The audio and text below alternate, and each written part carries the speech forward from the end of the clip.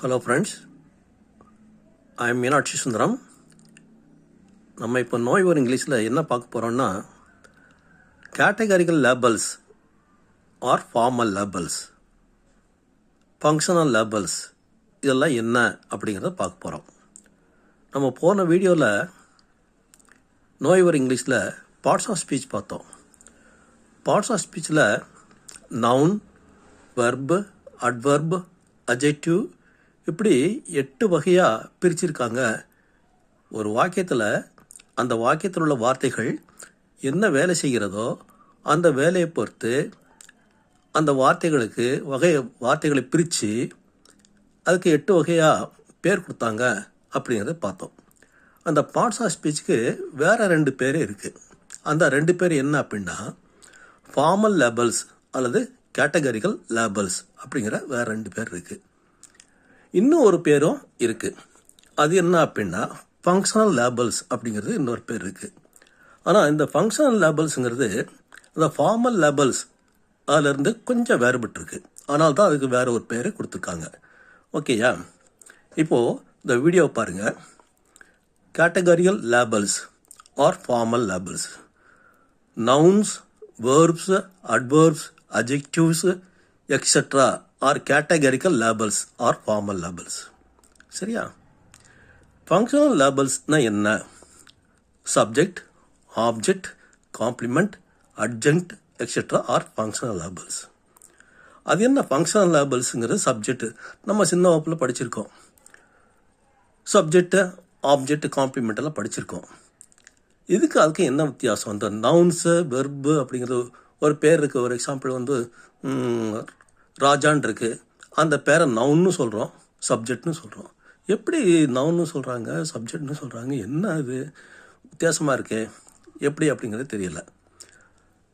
ஆனால் இப்போ ஒரு சில வார்த்தைகளை பார்க்கும்போது பார்த்த உடனே சொல்லிடலாம், இது நவுனா அல்லது வெர்பா அல்லது ஆர்டிக்கிளா அல்லது ப்ரீபொசிஷனா அல்லது அட்வர்பா அப்படிங்கிறது பார்த்த உடனே சொல்லிடலாம். இப்போ டெல்லி அப்படின்னு சொன்ன உடனே நம்ம சொல்லிடலாம், இது ஒரு நவுன். வாட்டர் அப்படின்னு சொன்னோன்னா இது ஒரு நவுன் அப்படின்னு சொல்லலாம். கம் அப்படின்னு சொன்னோன்னா இது வெர்பு. கோன்னு சொன்னோன்னா இது ஒரு வெர்பு அப்படின்னு சொல்லிடலாம். அதே மாதிரி டூ அப்படின்னு சொன்னோன்னா அது ஒரு ப்ரிப்போசிஷன். ஏ அல்லது ஆன் அல்லது தி வந்துச்சுன்னா இது ஆர்டிக்கிள் அப்படின்னு சொல்லிடலாம். அப்போது இந்த வார்த்தைகளை தனித்தனியாக பார்த்த உடனே நம்ம சொல்லிடலாம், இது நவுனா அல்லது வெர்பா அல்லது ஆர்டிக்கிளா, ப்ரிப்போசிஷனா, அட்வர்பா அப்படிங்கிறத பார்த்த உடனே வெர்பு, அந்த வார்த்தையை பார்த்த உடனே சொல்லிடலாம். ஆனால் சப்ஜெக்டோ அல்லது ஆப்ஜெக்டோ அல்லது காம்ப்ளிமெண்ட்டோ அப்படிங்கிறத நம்ம வார்த்தையை பார்த்த உடனே சொல்ல முடியாது. அந்த வாக்கியத்தை முழுசாக பார்க்கணும். அந்த வாக்கியத்தை முழுசாக பார்த்து அந்த வாக்கியத்தில் அந்த வார்த்தை எந்த இடத்துல வந்திருக்கு, என்ன வேலை பார்க்குது அப்படிங்கிறத பொறுத்து தான் நம்ம சொல்ல முடியாது. சப்ஜெக்டா அல்லது ஆப்ஜெக்டா அல்லது காம்ப்ளிமெண்ட்டா அப்படிங்கிறத சொல்ல முடியும். இப்போது இதை பாருங்கள், வீடியோ பாருங்கள். ஃபங்க்ஷனல் லேபல்ஸை பாருங்கள். Subject, object, complement, adjunct are functional labels. அடுத்த வரையை பாருங்கள். By examining the shape of the word we can state whether the word is a noun or a verb or an article. By examining the shape of the word, வார்த்தை பார்த்த உடனே நம்ம சொல்லிடலாம், whether a word is a noun or a verb or an article சொல்லிடலாம். Thus we know that slept is a verb, Radha is a noun and so on. இந்த மாதிரி நம்ம சொல்லிடலாம். இது ஸ்லெப்ட்டுங்கிறது வெர்பு, ராதாங்கிறது நவுன் அப்படின்னு சொல்லிடலாம். நெக்ஸ்ட் லைனில் பாருங்கள். Functional labels like subject, object, complement etcetera cannot be assign to a word unless we know what it does in a sentence. ஆனால் ஃபங்க்ஷனல் லேபல்ஸை அப்படி சொல்லிட முடியாது. வார்த்தையை பார்த்த உடனே சொல்லிட முடியாது. அது சப்ஜெக்டா, ஆப்ஜெக்டா, காம்ப்ளிமெண்ட்டானு சொல்லிட முடியாது. அந்த வாக்கியத்தில் அந்த வார்த்தை எந்த மாதிரி பயன்பட்டுருக்கு, என்ன வேலையை பார்க்குது அப்படிங்கிறத வச்சு தான் சொல்ல முடியும். அடுத்த சென்டென்ஸ் பாருங்கள். Is the word Radha a subject, an object or a complement? ராதாங்கிறது சப்ஜெக்டா, ஆப்ஜெக்டா ஆர் காம்ப்ளிமெண்ட்டா சொல்ல முடியுமா? சொல்ல முடியாது. We can't answer the question unless we know the content. We can't answer the question. நம்மளால் ஆன்சர் பண்ண முடியாது, அந்த கொஸ்டினை ஆன்சர் பண்ண முடியாது. அது என்ன கான்டெக்ஸ்டில் அந்த சென்டென்ஸில் என்னவா இருந்திருக்கு அப்படிங்கிறத தெரியாமல் சொல்ல முடியாது. In Radha is here, Radha is the subject of the sentence. இப்போ ராதா இஸ் ஹியர் அப்படிங்கிற சென்டென்ஸில் Radha is the subject of the sentence. Radha தான் subject. In I taught Radha a lesson. இப்போ ஐ டாட் ராதா எ லெசன்கிற ஒரு சென்டென்ஸ் எடுத்துட்டோம்னா Radha is the indirect object of taught. ராதாங்கிறது அந்த சென்டென்ஸில் ராதாங்கிறது இன்டைரக்ட் ஆப்ஜெக்ட். மொதல் சென்டென்ஸில் ராதா இஸ் ஹியருங்கிற சென்டென்ஸில் ராதாங்கிற சப்ஜெக்ட்னு சொன்னோம். ஆனால் இது சென்டென்ஸில் அதே ராதாவை என்னன்னு சொல்கிறோம் அப்படின்னா இன்டைரக்ட் ஆப்ஜெக்ட் ஆஃப் டாட்னு சொல்கிறோம், இன்டைரக்ட் ஆப்ஜெக்ட்னு சொல்கிறோம். அடுத்த சென்டென்ஸ் பாருங்கள். In this is Radha, Radha is the complement of the verb is. இப்போ திஸ் இஸ் ராதாங்கிற ஒரு சென்டென்ஸ் எடுத்துட்டோம்னா Radha is the complement of the verb is. ராதாங்கிற காம்ப்ளிமெண்ட், திஸ் இஸ் ராதாங்கிற காம்ப்ளிமெண்ட்டாக வந்துடுது. சரியா? அப்போது ஒரே வார்த்தை ஒரு சென்டென்ஸில் சப்ஜெக்டாக வருது, இன்டைரக்ட் ஆப்ஜெக்டாக வருது, அதையே காம்ப்ளிமெண்ட்டும் சொல்கிறோம். அப்போது அந்த வாக்கியத்தில் அந்த ராதாங்கிற வார்த்தை எந்த இடத்துல வருது அப்படிங்கிறத வச்சு தான் நம்ம அது சப்ஜெக்டா, ஆப்ஜெக்டா, காம்ப்ளிமெண்ட்டா அப்படிங்கிறத முடிவு பண்ணணும். சரியா? அடுத்தது ஃபுல் வேர்ட்ஸ், எம்டி வேர்ட்ஸ் அப்படிங்கிறத சொல்கிறோம்.